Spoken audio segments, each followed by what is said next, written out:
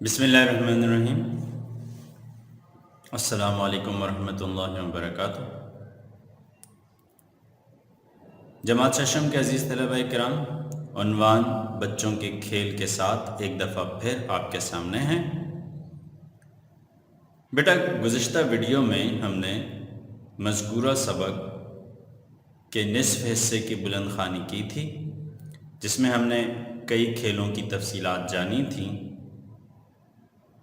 اور ساتھ ساتھ ہم نے کچھ کھیلوں کی اصول و ضوابط بھی تفصیلاً جانے تھے۔ مثال کے طور پر ہم نے کبڈی کی تفصیلات جانی، اسی طرح ٹیبل ٹینس کے بارے میں اور اس کے اصول و ضوابط کے بارے میں ہم نے پڑھا۔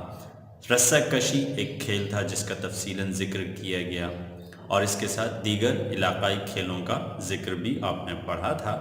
آج ہم صفحہ نمبر 78 سے مزید آگے بڑھتے ہیں، جہاں کل ہم نے بلند خوانی کا اختتام کیا تھا، اور مزید حصے کو پڑھتے ہیں۔ صفحہ نمبر 78 ملاحظہ فرمائیے، شاباش۔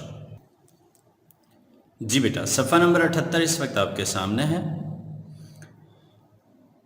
گزشتہ سبق میں ہم نے صفحہ نمبر 78 کے ابتدائی 3 پیراگراف کا مطالعہ کیا تھا۔ آج ہم چوتھے پیراگراف سے آگے بڑھ رہے ہیں۔ نشان آپ کو نظر آ رہا ہے۔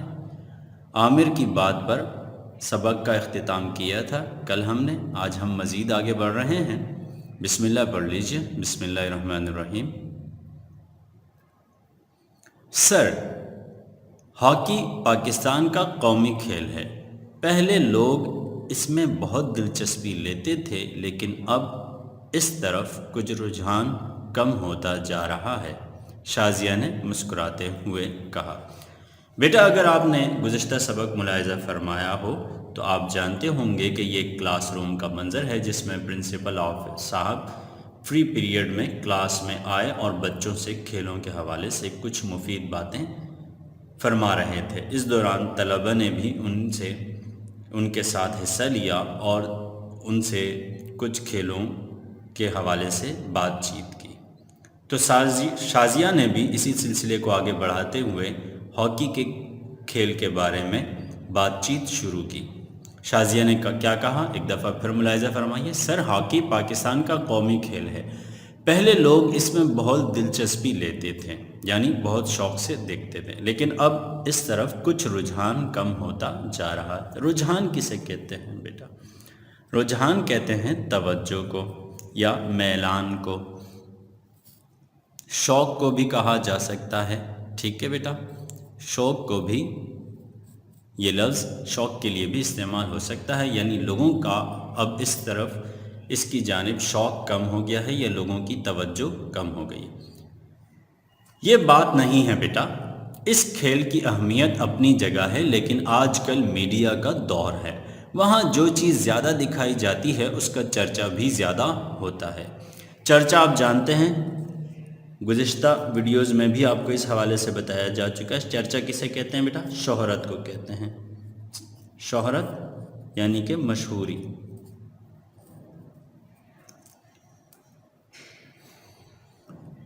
آپ نے درست کہا سر، ہاکی 11 کھلاڑیوں کے ساتھ کھیلا جاتا ہے۔ اس میں 45 منٹ کے 2 ہاف ہوتے ہیں، یعنی یہ 2 حصوں پر مشتمل کھیل ہوتا ہے۔ اس کا آغاز گلی سے ہوتا ہے۔ دونوں اطراف میں جال کا ایک باکس ہوتا ہے جسے گول کہا جاتا ہے۔ ایک ٹیم کے کھلاڑی مخالف ٹیم کے گول پول میں جا کر گیند کو ہٹ کرتے ہیں، جو گول کہلاتا ہے۔ جو ٹیم زیادہ گول کر لیتی ہے وہی جیت جاتی ہے۔ میں آپ کو ایک اور بات بھی بتاؤں، ایک اصول اور بھی ہے کہ مخالف ٹیم پر گول کرنے سے پہلے ڈی میں جو ایک حد ہوتی ہے، ڈی کی ایک حد ہوتی ہے، اس میں داخل ہونا ضروری ہوتا ہے۔ اگر ڈی کے باہر سے گول کیا جائے تو اسے گول تسلیم نہیں کیا جاتا۔ گول کرنے کے لیے کھلاڑی کا ڈی کے اندر داخل ہونا ضروری ہوتا ہے۔ اگلے صفحے کی جانب بڑھتے ہیں بیٹا۔ جی بیٹا، صفحہ نمبر 79۔ سر، والی بال ایک اچھا کھیل ہے، لیکن ہمیں اس کے بارے میں زیادہ معلومات نہیں ہیں، عمران نے سوال کیا۔ اس میں پریشان ہونے کی کیا بات ہے؟ میں تمہیں والی بال کے بارے میں خاص باتیں بتاتا ہوں۔ پھر انہوں نے بتانا شروع کیا۔ والی بال میں ایک طرف 6 کھلاڑی کھیلتے ہیں، جن میں سے 3 آگے اور 3 پیچھے ہوتے ہیں۔ اس کا جال زمین سے 8 فٹ اونچا ہوتا ہے۔ ایک طرف کا کورٹ 60 فٹ لمبا اور 30 فٹ چوڑا ہوتا ہے۔ ایک کھلاڑی کورٹ لائن سے باہر ہو کر کھلے ہاتھ سے گیند کو اس طرح ٹھوکر لگاتا ہے کہ وہ جال کے اوپر سے ہو کر مخالف ٹیم کی طرف چلا جائے۔ یقیناً یہ کھیل دیکھتے ہوئے آپ بخوبی نوٹ کر چکے ہوں گے ان چیزوں کو۔ مخالف ٹیم اسے پہلی ٹیم کی طرف بھیجتی ہے اور جب تک گیند زمین پر نہ گر جائے کھیل جاری رہتا ہے، یعنی دونوں ٹیموں کی کوشش ہوتی ہے کہ بال زمین پر نہ گرے۔ جس ٹیم کی طرف گیند گرتی ہے وہ 1 پوائنٹ ہار جاتی ہے۔ ایک بار ایک طرف کے 3 کھلاڑی گیند کو کھیل سکتے ہیں۔ جو ٹیم پہلے 10 پوائنٹ حاصل کر لے وہ فاتح کہلاتی ہے۔ ایک کھیل ختم ہونے کے بعد ٹیمیں اپنی طرفین تبدیل کر لیتی ہیں۔ طرفین یعنی دونوں اطراف۔ طرفین آپ نے اگر عربی کا قاعدہ پڑھا ہو تو طرفین سے یہاں کیا مراد ہے بیٹا؟ طرفین سے مراد یہاں پر اطراف ہیں، 2 اطراف۔ یہ تثنیہ کا لفظ ہے۔ تثنیہ کا لفظ عربی میں 2 کے لیے استعمال ہوتا ہے، 2 اطراف۔ کیا کوئی اور طالب علم کسی کھیل کے بارے میں بتا سکتا ہے؟ پرنسپل صاحب نے سوال کیا تو فہیم پردیسی کھڑا ہو گیا۔ سائن میں سندھ کے روایتی کھیل مل کے بارے میں کچھ معلومات رکھتا ہوں۔ ضرور بتاؤ پردیسی، پرنسپل نے مسکراتے ہوئے کہا۔ سائن مل کشتی کا نام ہے اور اس کے لیے جو اہتمام کیا جاتا ہے اسے ملاکھڑا کا نام دیا جاتا ہے۔ مقابلے میں حصہ لینے والے پہلوان صرف قمیض اتارتے ہیں اور بڑی جھولدار شلواریں پہنے رہتے ہیں، جیسے آپ کو یہاں تصویر میں نظر آ رہا ہے۔ تماشائی میدان کے چاروں طرف اس مقابلے کو دیکھنے کے لیے جمع ہوتے ہیں۔ مقابلے کے درمیان والے حصے کو پڑ یعنی کہ حلقہ کہا جاتا ہے۔ ہر پہلوان پڑ میں داخل ہونے کے بعد اپنے منہ کو مغرب کی جانب کر کے ننگے پیر زمین پر ہاتھ لگاتا ہے، جس کا مطلب یہ ہے کہ وہ غرور اور تکبر سے دور ہے، یعنی زمین کو چھوتا ہے۔ مل کا فیصلہ 2 مقابلوں کے نتیجے پر ہوتا ہے۔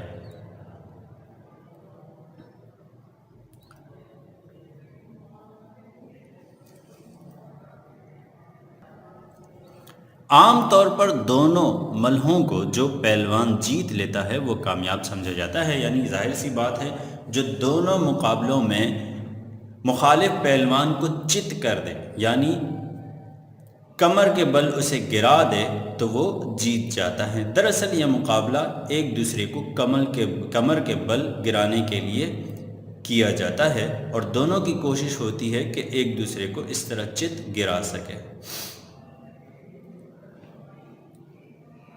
عام طور پر دونوں ملوں کو جو پہلوان جیت لیتا ہے وہ کامیاب سمجھا جاتا ہے، تاہم یعنی کہ پھر بھی صرف آخری مل جیتنے والے کو بھی کامیاب قرار دیا جا سکتا ہے۔ ظاہر بات ہے کہ اگر ایک پہلوان نے پہلے مقابلے میں اچھی کارکردگی نہیں دکھائی لیکن دوسرے مقابلے میں مخالف پہلوان کو بری طرح ہرا دیا اور 2-3 دفعہ چت کر دیا، ٹھیک ہے، اور ناک آؤٹ کر دیا، تو پھر صرف ایک مقابلہ یعنی کہ دوسرا مقابلہ جیتنے والے کو بھی کامیاب قرار دیا جا سکتا ہے۔ اس لیے پہلوانوں کی زیادہ کوشش یہی ہوتی ہے کہ دوسرا مقابلہ ہی جیتا جائے۔ واہ واہ، تم نے بہت درست معلومات فراہم کی، پرنسپل صاحب خوش ہو کر بولے۔ ایسے میں پیریڈ کی گھنٹی بجی۔ انہوں نے ایک نظر دستی گھڑی پر ڈالی اور بولے، یعنی ہینڈ واچ پر ڈالی، جسے آپ ریسٹ واچ بھی کہتے ہیں، ٹھیک ہے۔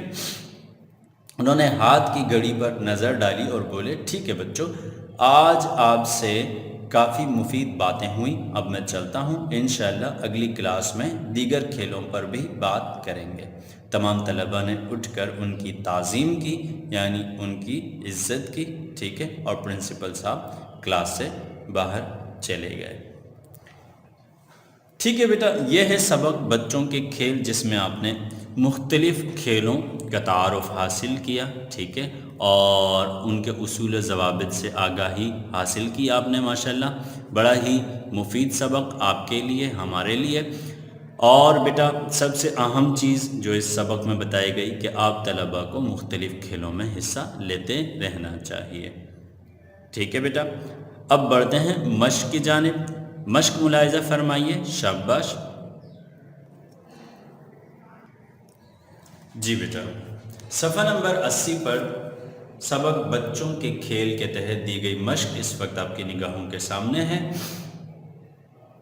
کتاب کی وہی ترتیب ہے.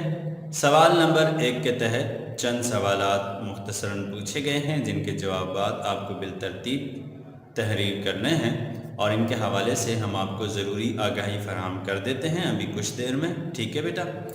8 سوالات پوچھے گئے ہیں سوال نمبر 1 کے ذیل میں. پہلا سوال ہے اس سبق میں کن کن کھیلوں کا ذکر کیا گیا ہے.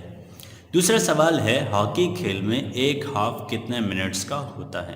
تیسرا سوال ہے کبڈی کھیل کتنے کھلاڑیوں کے ساتھ کھیلا جاتا ہے. اگلا سوال ہے کبڈی کھیلتے وقت مسلسل کیا بولا جاتا ہے. اور اس کے ساتھ ہی 5واں سوال کرکٹ کی ٹیم میں کتنے کھلاڑی ہوتے ہیں. اگلا سوال سبق میں موجود کھیلوں کے علاوہ اپنی پسند کے 5 دیگر کھیلوں کے نام لکھیے. 7واں سوال ہے پرنسپل صاحب نے کون سی 2 کھیلوں سے منع کیا. کون سے، یہ سی غلط ہے دراصل، کون سے 2 کھیلوں سے منع کیا. اسی طرح سوال نمبر 1 کے تحت 8واں اور آخری سوال پتنگ بازی میں کون سی ڈور خطرناک ثابت ہوتی ہے. یہ لفظ بھی غلط ہے. کون سی ڈور خطرناک ثابت ہوتی ہے. اس طرح 8 سوالات 8 اجزاء پر مشتمل پہلا سوال آپ نے ملاحظہ فرمایا. اب بڑھتے ہیں مشق کی جانب.